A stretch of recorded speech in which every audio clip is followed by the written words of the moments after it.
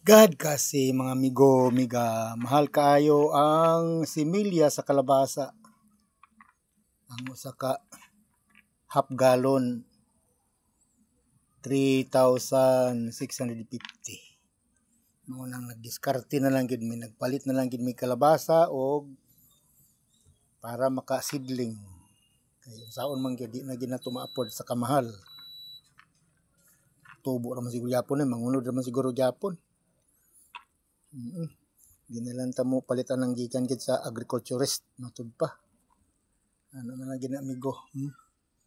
Ato ning tanom dito sa kuan.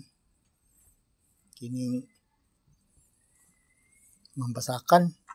Kay sayang kayo ang agi sa kining ground plus nga pagkamatay sa sagbot walay itanom, walay probitso. So tamnalan na namog kalabasa kay nugon man ang panahon. Di ta kitag piso. So ano na lang inot-inot na lang gid ta.